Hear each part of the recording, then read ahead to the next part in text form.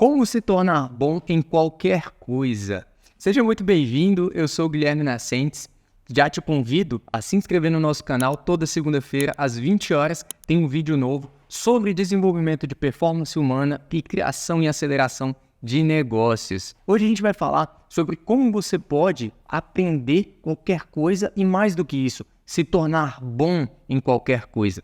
Eu quero começar trazendo para você a referência de um TED Talks do Eduardo Briceño. Esse TED Talks é de 2016 e o tema é como melhorar nas coisas que você se importa. Nesse TED, ele traz o conceito de zona de performance e zona de aprendizado.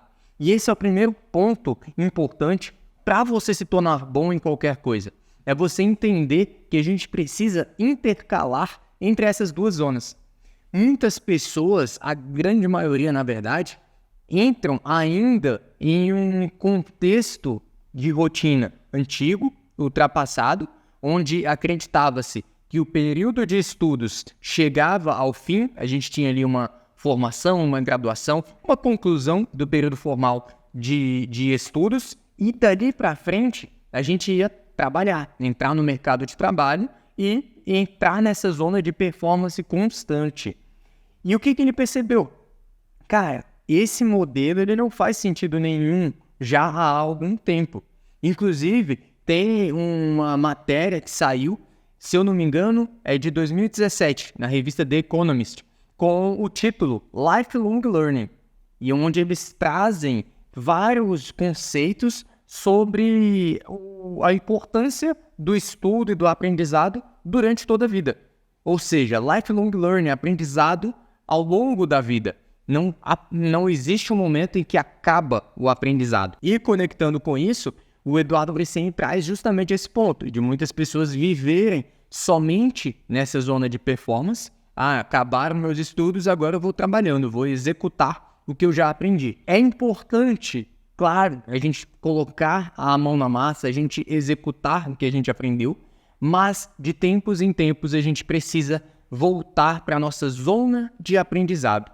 Ele, inclusive, traz um exemplo da Beyoncé, que a Beyoncé ela faz o show dela, que é a zona de performance, e ao final de todo o show, quando ela chega no hotel, ela assiste a gravação daquele show e toma nota sobre quais pontos foram excelentes para a gente poder replicar para os próximos e quais pontos não foram tão bons assim para que a gente possa melhorar para os próximos. Todos os dias ela tem a zona de performance e ela tem a zona de aprendizado. E esse é um ponto importante da gente ter em mente. É ter clareza e consciência de que não adianta você entrar na zona de aprendizado vez ou outra. Você precisa colocar uma rotina para a zona de aprendizado. É você conseguir conectar na sua rotina, sua agenda, momentos específicos para a zona de aprendizado. E conectado com isso, é importante também ter a seguinte consciência.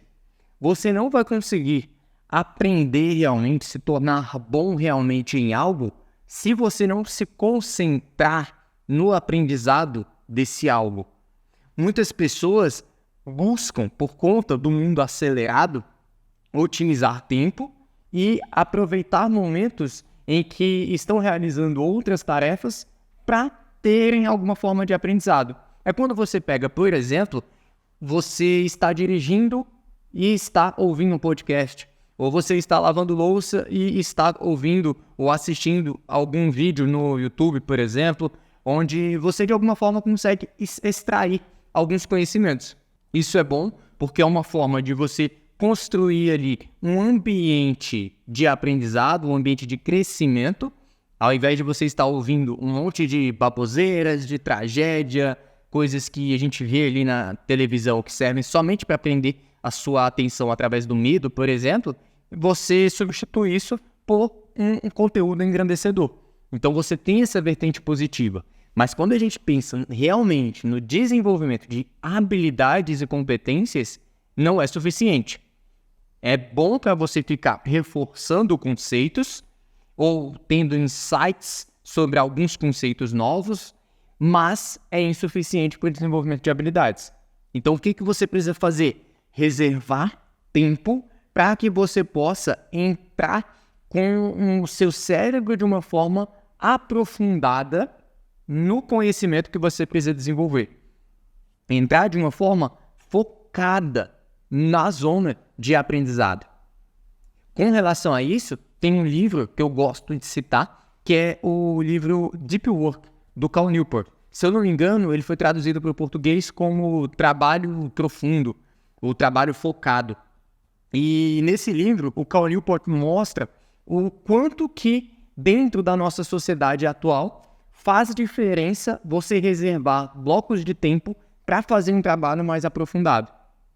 Tem um outro livro do Cal Newport chamado So Good They Can't Ignore It, significa tão bom que não posso ignorá-lo, onde ele mostra também a importância dessa zona de aprendizado, principalmente com relação à mentalidade. Ele fala para você desenvolver uma mentalidade de artesão. O que seria essa mentalidade de artesão?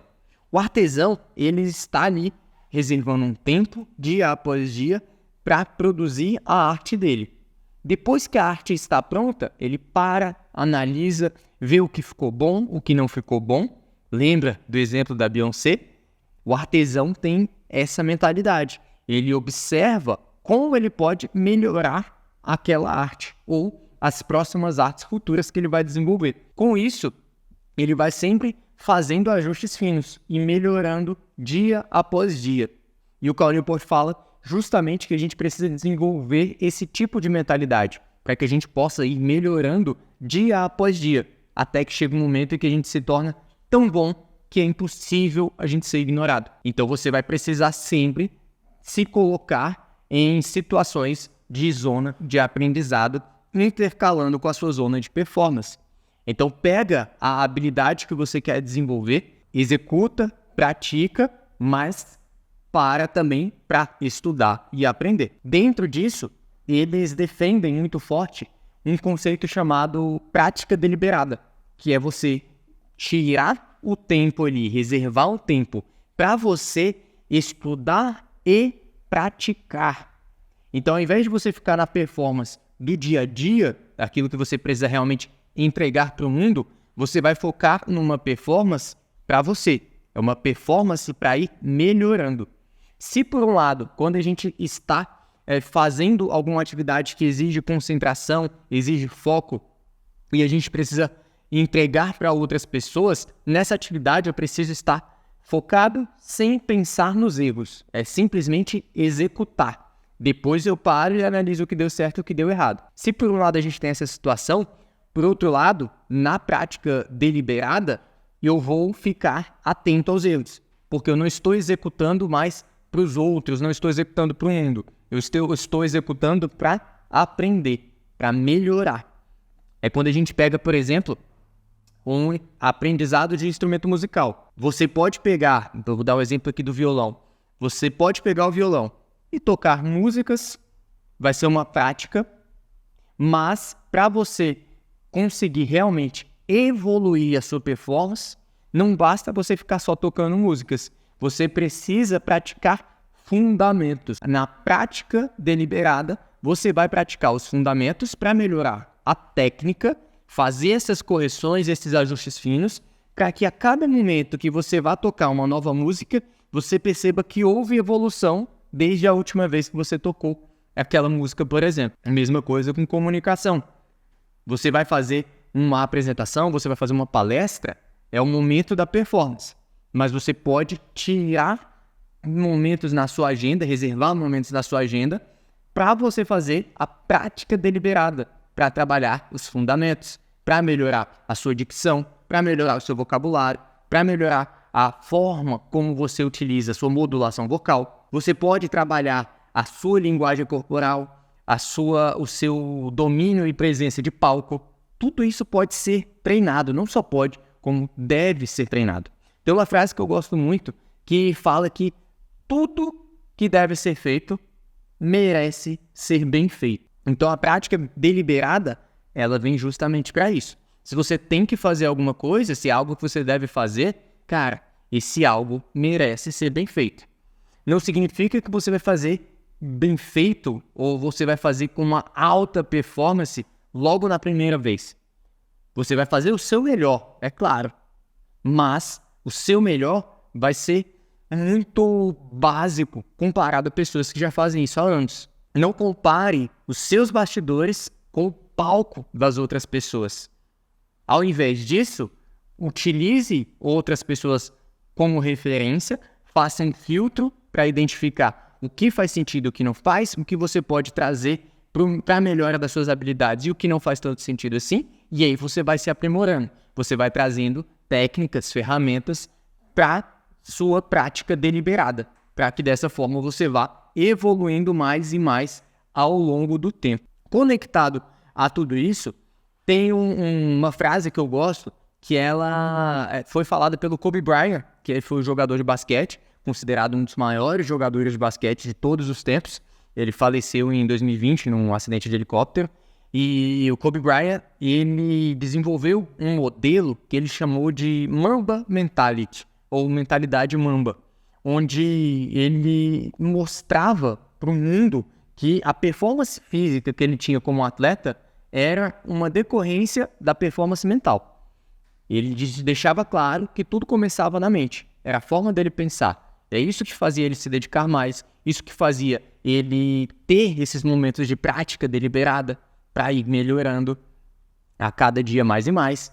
E o Kobe Bryant falava o seguinte, cara, não importa quantas horas você pratica, o que vai importar é quanto tempo você está com a sua mente presente nesses momentos de prática. Por isso que se conecta muito forte essa frase, esse conceito, com o livro Deep Work, do Cal Newport, de trabalho focado. Não adianta você ficar ali fazendo somente trabalhos superficiais ou estudos superficiais. Você precisa parar, focar e se aprofundar. Porque se a gente pensa com relação à otimização do tempo, estou aprendendo um novo conteúdo enquanto estou fazendo outra atividade, cara, você não está fazendo duas atividades ao mesmo tempo. Entenda isso. O nosso cérebro ele não consegue focar em duas coisas ao mesmo tempo. O que está acontecendo é que você está alternando a sua atenção entre diferentes atividades. Só que isso acontece muito rápido, ao ponto de você ter a sensação de que está fazendo duas coisas ao mesmo tempo. Mas, na verdade, você está fazendo uma única coisa por alguns segundos, depois você perde o foco daqui, ou você tira a atenção daqui e coloca numa segunda atividade por alguns segundos e você fica fazendo esse intercalar da sua atenção ao longo do tempo. E isso traz uma queda muito forte de produtividade com relação ao aprendizado. Novamente, é uma forma de você otimizar o seu tempo, de você conseguir ter algum tipo de aprendizado, mesmo que superficial. É melhor do que nada. E é uma forma também de você organizar melhor o seu ambiente com relação aos conteúdos que estão chegando até você. Mas, quando a gente pensa no desenvolvimento de habilidades, quando a gente pensa em você se tornar bom em qualquer coisa, você precisa ir além dessa prática. Você precisa executar a prática deliberada para focar realmente em momentos de estudo, de aprendizado, de planejamento, para ir evoluindo mais e mais ao longo do tempo. Dentro dessa perspectiva, outro ponto extremamente importante é a gente desenvolver ou se colocar em ambientes que são ambientes seguros para os erros. O que é isso? Quando a gente pensa na escola, por exemplo, que deveria ser um desses ambientes para a gente poder aprender, a escola, muitas vezes, na grande maioria das vezes, ela não é capaz de proporcionar um ambiente seguro para os erros. Às vezes a gente tem os próprios professores, eles pegam no pé ou criticam alguém, algum aluno, alguma criança, adolescente, ou até adulto, que faz uma pergunta considerada uma pergunta tola, boba. Ou seja, o espaço para o erro, para o questionamento, ele já não tem segurança nenhuma ali, partindo já de muitos professores. Mas vamos deixar os professores de lado e pensar na estrutura dos alunos, dos estudantes. Pensa você, na sua época de escola, você se sentia seguro para fazer perguntas consideradas bobas?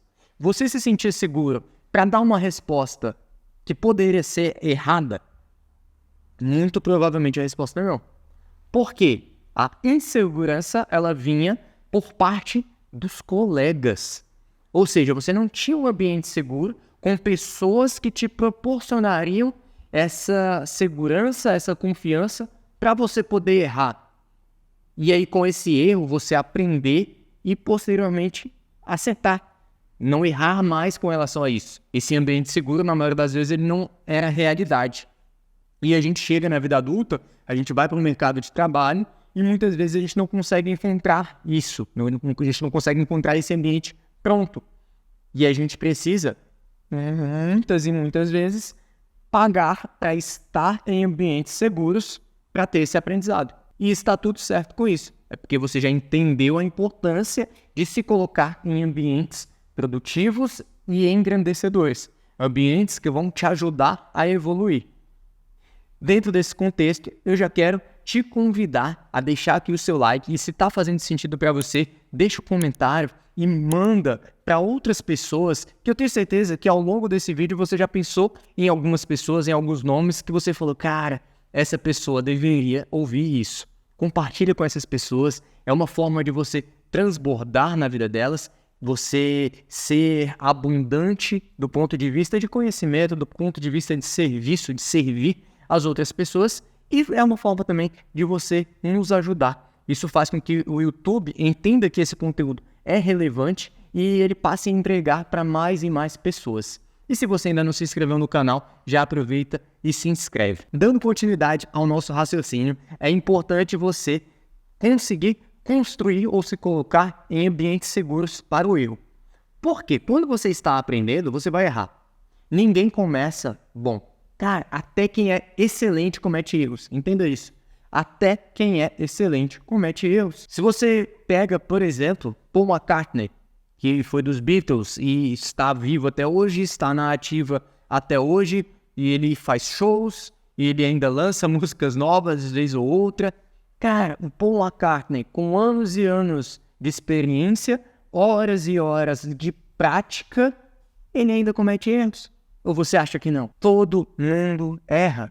É normal. E é importante você ter essa consciência. Você vai buscar e evoluir cada vez mais para minimizar os erros, minimizar as chances de erros e minimizar a magnitude desses erros. Os riscos que esses erros podem vir a proporcionar. Mas erros vão acontecer. É inevitável. Nós somos seres humanos. Então você vai evoluindo para minimizar esses riscos. E para que isso aconteça, você precisa vivenciar muitas vezes esses erros em ambientes seguros, em ambientes onde o risco ele é menor.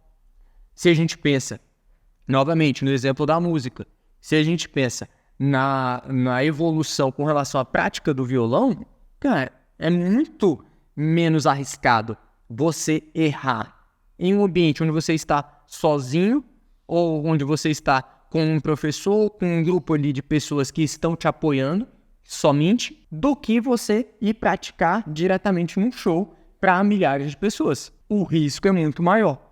Então você controla esses ambientes, você constrói esses ambientes de segurança, onde você pode errar para ir evoluindo mais e mais. A mesma coisa com relação à comunicação. Você não precisa começar fazendo uma palestra para 1000 pessoas. Você pode começar fazendo de frente para o espelho, por exemplo. Depois você evolui para 2, 3 pessoas, 10 pessoas, 50, 100. Aos poucos você vai avançando para chegar em 1000 pessoas, milhares de pessoas. Por quê? O risco é muito maior. Mas se o seu nível de habilidade aumentou, o risco fica diluído. Então é importante ter essa consciência.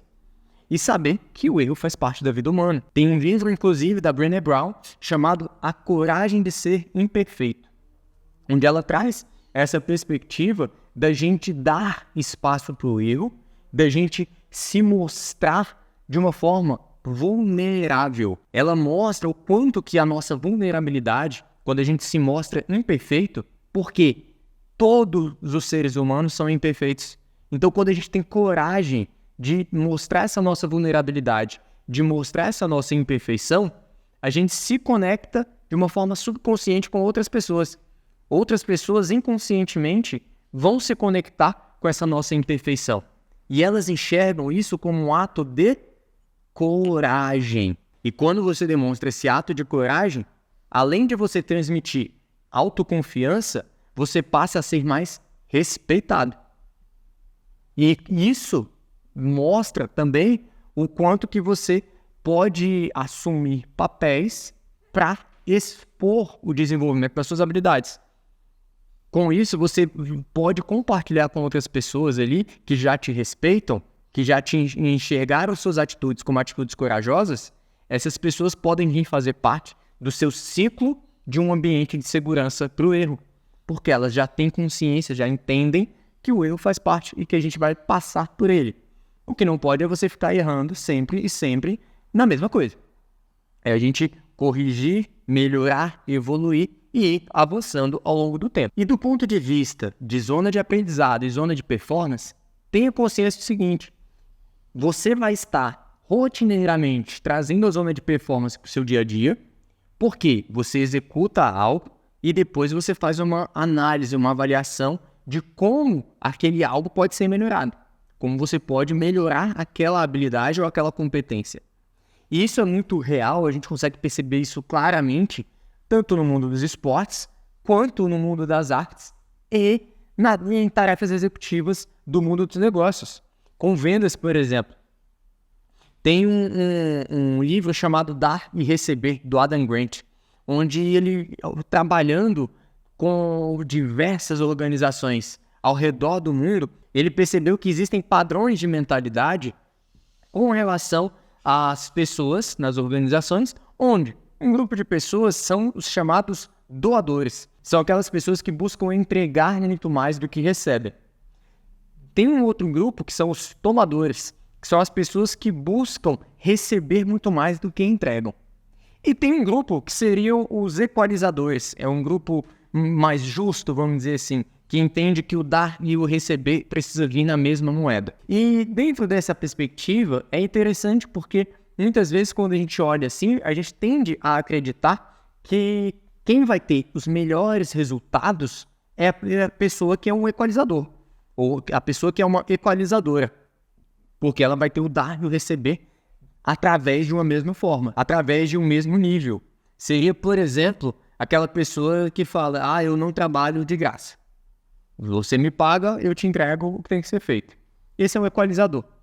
A tendência é a gente achar que essa é a justiça. Mas na prática, o que foi percebido? Quem obtém os melhores resultados, independente do segmento de atuação, independente do cargo, independente do tipo de atividade, quem obtém os melhores resultados são os doadores. São as pessoas que estão muito mais preocupadas em entregar antes de receber. E isso ficou muito claro quando Adam Grant observou os times comerciais, as atividades de vendedores. Ele percebeu que no mundo das vendas é discrepante essa diferença. Os vendedores que mais performam são justamente os vendedores que se preocupam muito mais em entregar, em servir. São aqueles que falam: cara, eu vou buscar o melhor possível para o meu cliente. Eu vou trazer as melhores perspectivas, eu vou entregar o máximo que eu puder para o meu cliente. E depois o retorno vai vir. E por que essas pessoas são as que obtêm os melhores resultados, as melhores performances? Porque o retorno, quando vem, ele é desproporcional. Enquanto o tomador ele está buscando muito mais receber do que entregar, e aí ele fica limitado, ele vai perdendo confiança e credibilidade no mercado. A gente tem um equalizador que está buscando sempre ser a mesma moeda entre dar e receber, ele também acaba ficando limitado. A gente tem os doadores que entregam muito e quando eles recebem é em um nível muito mais alto do que o que eles entregaram. O retorno chega a ser desproporcional, mas ele não é simultâneo. No caso dos equalizadores, eles querem um retorno simultâneo. Cara, estou te entregando algo, você precisa me trazer algo em troca. Imediatamente. O doador ele não se preocupa com esse retorno imediatamente. Porque ele entende o seguinte: eu preciso servir, eu preciso entregar. E quanto mais eu entregar, uma hora o retorno vem. E quando esse retorno vem, ele vem em um nível muito mais alto do que ele já entregou. Então, ter essa consciência é importante, porque como que isso se conecta com a zona de aprendizado, zona de performance e serve para você se tornar bom em qualquer coisa? É porque quanto mais você pratica, melhor você vai se tornando. Se você entra numa zona de performance, onde você vai entregar muita coisa ali para o cliente, ao final você entra na zona de aprendizado para ver o que foi bom, o que não foi, como foi a sua performance que pode melhorar, o que foi excelente que você pode replicar, você vai aprendendo e evoluindo. Para que na próxima performance, no próximo momento em que você entrar na zona de performance, você possa executar de uma forma muito melhor. Se você faz isso em abundância de frequência e de tempo, você vai evoluindo mais e mais. Então, quando a gente observa essa questão que o Adam Grant traz, de que os doadores são os que obtêm os melhores resultados, isso também está conectado com zona de aprendizado e zona de performance. Por quê? Eles estão aprendendo mais e mais, porque eles estão se doando, estão praticando, estão performando, parando para analisar e aprender mais e mais a cada dia. Isso faz parte da rotina deles. Inevitavelmente, num dado momento, ele vai ter acumulado muitas horas de prática deliberada. E isso vai levando ao aumento das habilidades, ao aumento das competências. Então, entenda o seguinte, para você se tornar bom em qualquer coisa, você precisa intercalar entre zona de performance e zona de aprendizado, e você precisa, quando entrar na zona de aprendizado, se colocar em um estado de foco total, foco absoluto, para que você possa se aprofundar no estudo daquele conhecimento. Então, se fez sentido para você, deixa um comentário falando aprendizado, para a gente saber que esse conteúdo é relevante e a gente conseguir melhorar cada vez mais as nossas entregas aqui para vocês, tanto aqui no YouTube, quanto nas outras redes, nas outras plataformas e nos nossos programas privados. Fica o convite para você deixar o seu like, se inscrever no nosso canal, já ativa o sininho para você receber a notificação dos próximos vídeos e até a próxima.